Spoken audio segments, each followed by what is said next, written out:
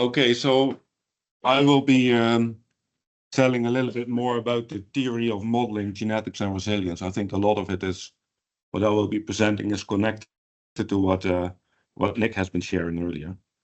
But so what we typically do here in Wageningen, if we lecture in a course, we have to define learning outcomes, and we also define these on a per lecture basis. So for this one, in the end, you should be able to understand how resilience can be modeled from longitudinal data, but you should also be able to explain some proxies that are being used to measure resilience. So let's first go back to the definition. Well, we need a clear definition before we can actually start to properly model it. And you've heard this also previously, but resilience is typically defined as the ability of an animal to be minimally affected in its function by any external disturbance, or to actually quickly return to the state before, once it has experienced this disturbance.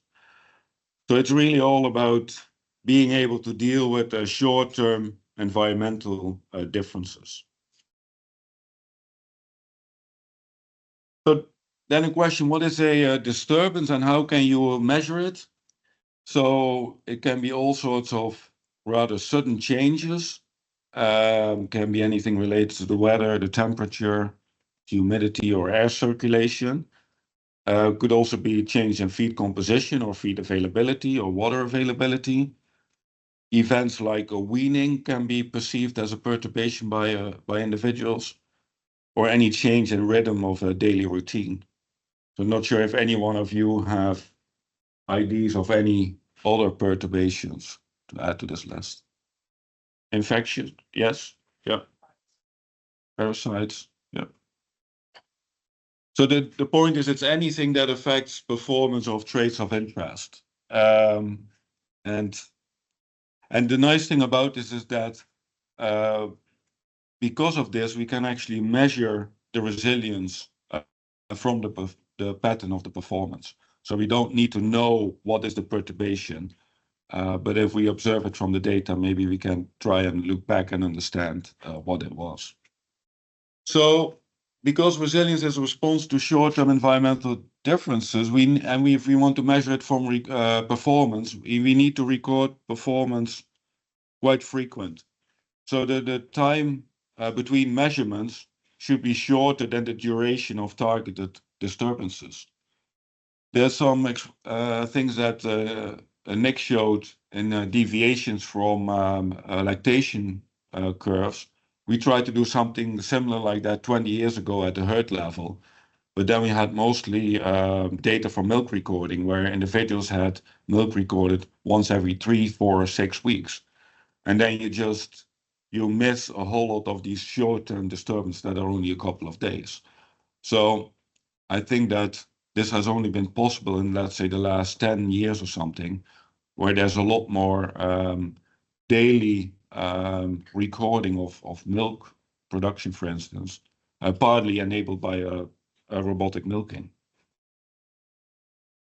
And in addition to it have to be frequent, it should also be on a sufficient number of individuals that experience the same circumstances. And that's to be able to dissect these perturbations just from random noise, as Nick was also explaining earlier. So then we measure the resilience of an individual as the lack of deviation from its expected performance. But then the question is, how do we define expected performance? And I was talking a little bit with Nicholas there earlier, and part of it could be, you may imagine that, let's say, an overall breeding value of an individual in genetics terms, that could be its expected performance. But then the breeding value in turn may have been affected by some observations with reduced performance due to perturbation. So how do we pull these things apart? So I think, largely speaking, there's two ways to define or to predict this expected performance. First of all, you could do it based on all the individuals that experience the same circumstances. And that could work if for certain traits where there's not much variation is, for instance, only 0, 1 if you talk about a disease, right? But in cases where there's a lot more individual variation, like milk yield or growth or all that kind of thing, then you really want to define the expected performance at the individual level. And then we look at a longitudinal profile. So you really establish a curve over time for the performance. And we can do that for, well, a whole lot of different things, such as growth, milk production, but also feed intake and activity of individuals. So here's an example of average performance of pigs. This is measured on a pig farm in Canada. And on the x-axis we have time, and on the y-axis we have the number of piglets born alive from sows on this farm. If you just look at this, what do you see? What do you observe?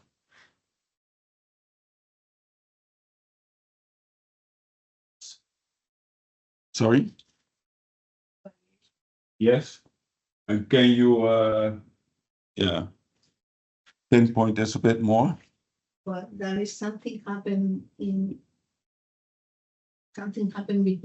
2004 and 5 that dropped the number of several points like that.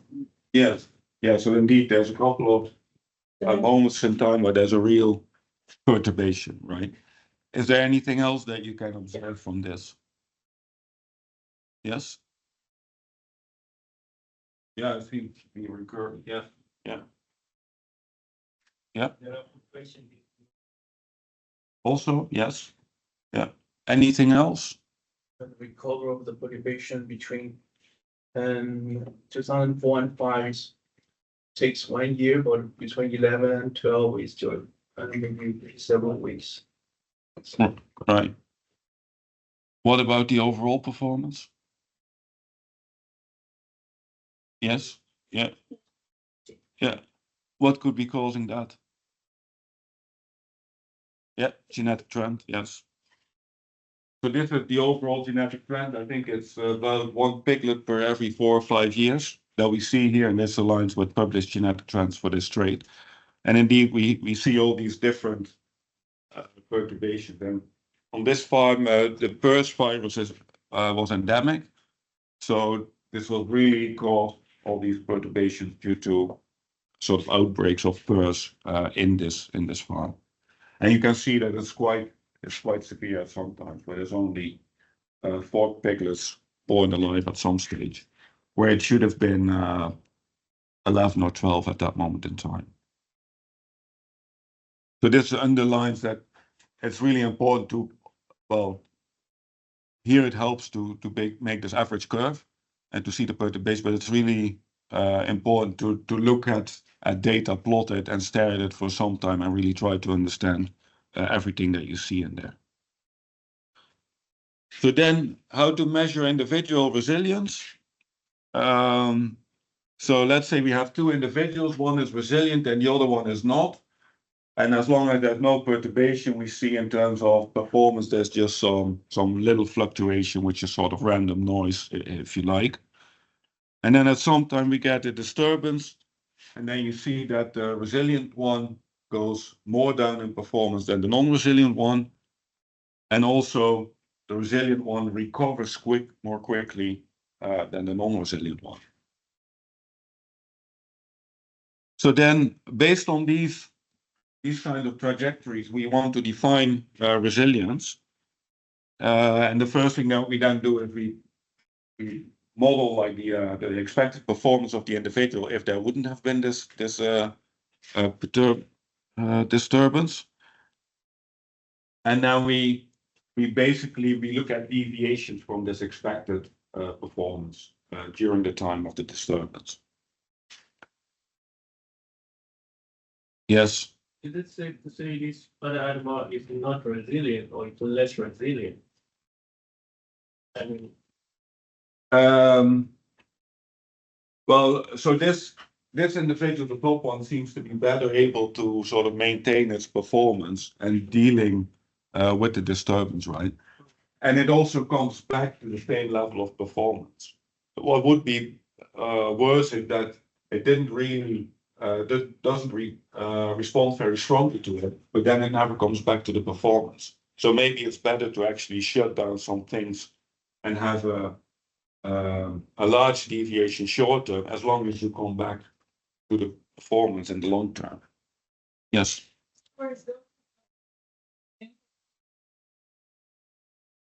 Oh, this is just a theoretical example. Yes. Yeah. But the idea would be indeed that there's the same one, but the one reacts just much more heavily than the other one. Yes. Yep. So then, based on this deviation from the expected curve, there's been a number of traits or proxies, if you like, have been defined. The first one is the variation in deviations throughout the entire curve for individuals, right? So you can see that if you were minimally affected, the deviations, the larger deviations, they're relatively small. So the variance of those deviations will be smaller than if you have in certain periods you are much more affected. That's one way to measure it.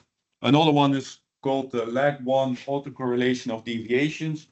Basically, what it means is that for every let's say measurement, you compute the deviation, and then you compute the correlation between the deviation at time point t with the deviation at time point t plus 1. And you do that between all different time points. And if you're more affected, there's for a longer period of time, there's a consistent negative, or there's a consistent trend in your deviation, so there's a higher correlation. And also, if you take longer time to recover, there's also a consistent trend, so there's also a higher correlation. Whereas if you're not affected, well, all the deviations are just sort of random noise, so there shouldn't be really be a correlation between the deviations at consecutive time points. And then the third one is the skewness of deviations, and that's very much related to the variance. So if you have larger deviation, we just plot them in a histogram, you would just see that in this case, it looks much more normally distributed, but here there will be quite a number of negative deviations, so you will have some left skewness in this particular case. So then how to interpret those measures? Well, so I mentioned the variance, and actually typically people take the log of the variance. The reason for that is because variances are typically not really normally distributed. They're a bit right skewed, and that can at least partly be cured by taking the log of that. The skewness of deviation and the lag one autocorrelation. In all cases, good resilience is indicated by low values for these measures, and poor resilience is indicated by higher values. So there's a sort of, if you think a little bit about it, there's an interpretation to these proxies or to these measures, but then the absolute values that get out of it, they don't really have an interpretation other than, okay, if this value is higher, this individual is poorer than another one. So you could think about what is worse. Is it, let's say, having two small deviations in a time period? Is that worse than having one larger one? So stuff like this. So the question really is, can we quantify those deviations? And I think that has inspired to some extent some alternative ways to measure resilience.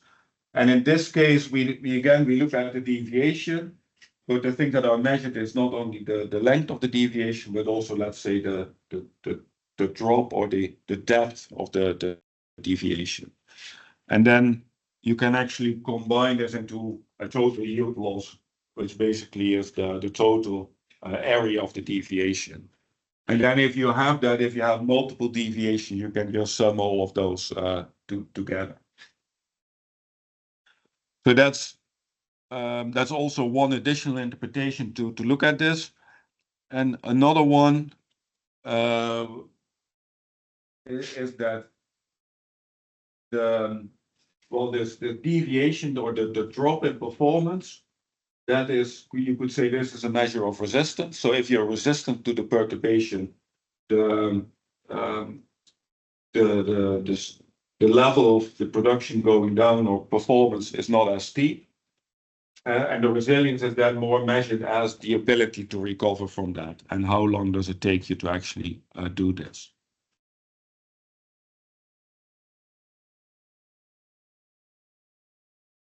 So then I would like to share with you some examples. There'll be throughout the day, there will be more talks about this and there will be more examples, but I want to share some examples of modeling resilience in different species in different ways that you will not see during presentations later today. So here's one on body weight in pigs. And there's basically, in this figure, there's two pigs. So there's one over at the top and there's one at the bottom. Here at the top, for all the plots on the x-axis is the age of the two individuals. And the top one, you can see that the weight sort of nicely increases between 95 and 155 days of age. But the second one, it does not. It actually lost weight for about 20 days, and then it gained a lot of weight, and then it went down a bit, it stabilized and went up. So it's pretty clear that whatever has happened to these individuals, the top one was quite resilient in terms of weight gain, whereas the lower one was not. And this can also be seen from other measures. So here, then the second panel, there's the observed minus the predicted weight. And you can see that this sort of nicely hovers around 0 for the top one. But here for the lower one, it follows this pattern. So it starts very positive, but then it goes down. And also if the weight was standardized, so here is just sort of the raw weights, but here they are standardized for some common factors, we still see the same pattern. Now, the authors also showed the feed intake of the same two pigs. Again, here the top one is the resilient one. You see that feed intake sort of increases over time, which makes sense because the pig becomes bigger, so it needs to eat more. It's not only has to establish perhaps more growth, but it also has more maintenance to take care of. And the second one, just like for the weight, there's this really funny drop at the beginning, and then it's a bit all over the place later on. It's also obvious from the visits, the duration of visits to the feeder, which go a little bit down for the top one. So just looking at this overall trend is also kind of interesting, and trying to think about what is the interpretation for this, right? So the individual actually eats more, but it spends less time in the feeder. So apparently, if pigs become older, they, in a certain amount of time, they're able to increasingly take in more feed. But here, the visit duration, it's very closely related to the feed intake. So you see that for whatever reason, there was just much less time spent in the feeder at some stage here by the second nip. So that it can also tell you that maybe what's happening here is partly, activity related. For whatever reason, the second pig had the reduced activity. Maybe it was lame, or it had, it wasn't able to, or it wasn't too much pain for whatever reason to go to the feeder. That could be an explanation here.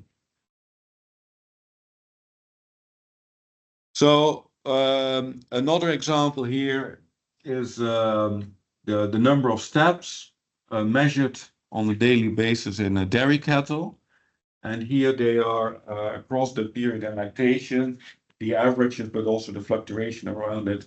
They're split out for two groups of individuals. It's either individuals in orange that have a certain disorder, or those in blue that don't have a disorder.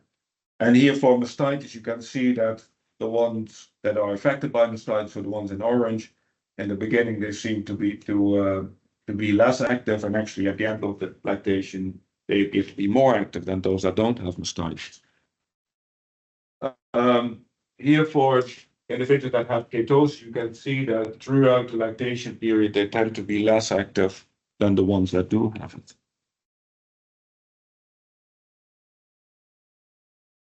Then the one that's, I guess, pretty obvious is that for individuals that have claw disorders, and that have the disorder, they almost throughout the lactation, they have less steps on a daily basis than individuals that do not have claw disorders. And again, here this is uterus disorders, and it follows a bit the same pattern as what we saw for mastitis. So for whatever reason in the beginning, it seems to actually increase activity. Well, you can imagine if animals are in pain, if it's in their feet, they don't want to move, but if it's maybe somewhere else, maybe being more active helps to alleviate this to some extent. And then one of my favorite measures of resilience that I've seen over the last couple of years is to actually derive this from the fiber diameter in sheep. So if a fiber of wool, if that grows over time, if an individual at a certain moment in time is affected by a disturbance, the diameter of its of that fiber may actually be smaller. So what people have come up with is to just measure, take a number of wool stables, and then measure at certain distances from the start or the base of the stable to measure the diameter of it. So the nice thing about this is that actually at one moment in time you can measure this diameter going with it. The one that is to the very base of the stable is just recently, but the further you go away, it's further back in time. So you only sort of need to sample individual ones, and you can measure this fiber diameter that pertains to different moments back in time. So actually with only one sampling collection, you can generate longitudinal data. And then these authors, they came up with, so on the x-axis is the position, so it's the distance from the base of the stable, if you like. And then they looked at this fiber diameter and they defined all sorts of different traits based on this. That either there's an increase in the diameter at a short period of time, or sometimes there's a rapid decrease.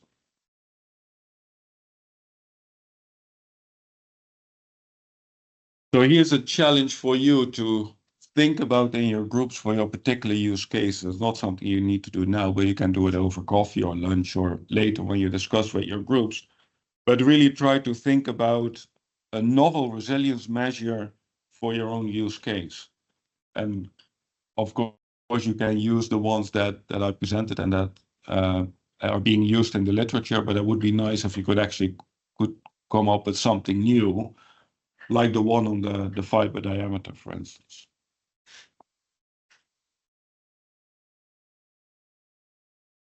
So from a genetics viewpoint, we can measure for resilience as soon as we can measure it and if it's heritable. So I think we've established well that we can measure it. There's many different ways of doing this, but the question is it also heritable? So I'm taking an overview. I think this is your paper, right? Yeah.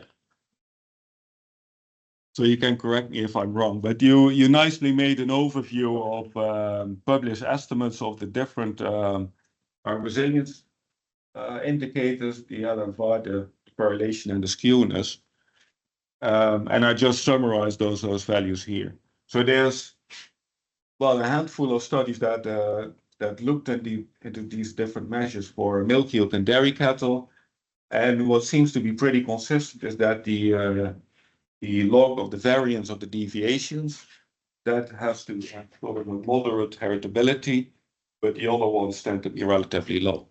Of course, it doesn't mean they're not useful, the other ones, but I think it would tell us that probably this log of the variance, that would be the preferred one to use. So this just shows that there is heritability there, but it tends to be well, somewhat on the low to moderate size. And I think, Farid, you mentioned that you found a value of 0.5 or something, right? 0.28, okay, right, yeah. And that's also for this trade, so it's more or less in line with these values. Yeah.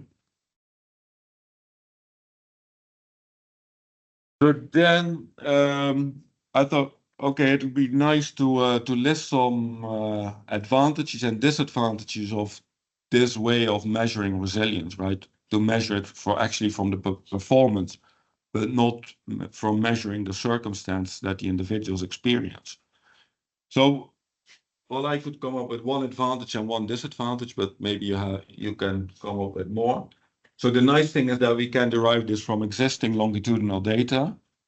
So we do not need to know or observe the perturbations or disturbances, but that's also the main disadvantage, right? We don't really capture the nature of those phenomena, and also it also makes that we add or we assume in our model that any deviation from expected performance is sort of the same trait, right? But the nature of the phenomena that has caused this may be different. So it's a bit of a question whether that's a safe assumption or not. Well, as geneticists, we would say, well, it works, so and we can do it, so that's good. But does anyone, can you think of any other advantages or disadvantages of measuring it in this way?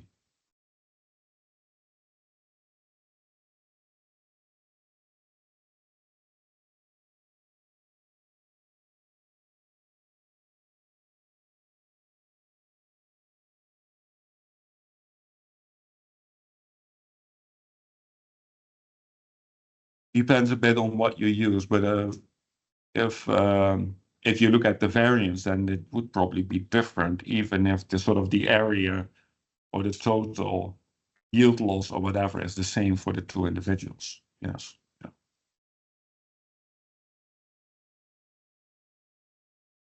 I think we want disadvantage better because we just think of the deviation from the expected, so we don't know the actual reason. So if we select based on this value, we don't know what is happening in underlying biology. So right, yeah. So yeah, indeed. So we may observe a deviation, but maybe that's actually a coping mechanism of the individual to deal with the disturbance, and it's maybe actually a wise idea to lower production for a couple of days to actually not be minimally affected in the long term. Yes. Other ideas? The mention is resilience indicators may be highly correlated with the production rates. So that makes the selection difficult. Okay, so you're saying that resilience is unfavorably correlated with production, for instance. Yes, yeah. But then we can deal with this with multi-trait selection, right? Yeah. So, yeah.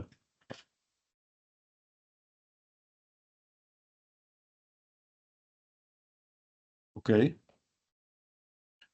So then just to summarize, so we can derive resilience from longitudinal data, and we can do it in many different ways. The key thing is to plot your data, look at it, and try to understand, the different trends, also over time, overall trends you see, and understand if this makes sense or not. The frequency of recording or the resolution of the data is key. If that's too low, you just are not going to capture all the deviations or all the disturbances, and then it may be useless. Well, let's say this LN5 method is a very neat way of modeling it and relatively straightforward to apply. The interpretation of values per se may be difficult. And I think this also to echo what Nick said earlier, it's important to validate, so if you would select for lower LN5 methods, that you try to understand or you estimate genetic correlation with your other traits of interest, but also if I make this much progress in this LN5, trait, what does that do to my other traits in the breeding call? So that's what I had for you this morning. Are there any questions, comments? Yes?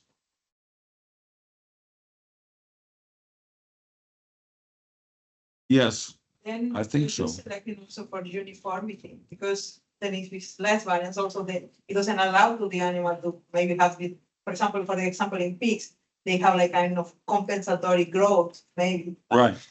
Yeah, I think that's a fair point. Well, I guess you could even try to construct your measures such that you only measure the negative deviation, right? You say the positive ones is, I don't want to sort of that one cancels out the other one, or maybe you're perfectly okay with this, right?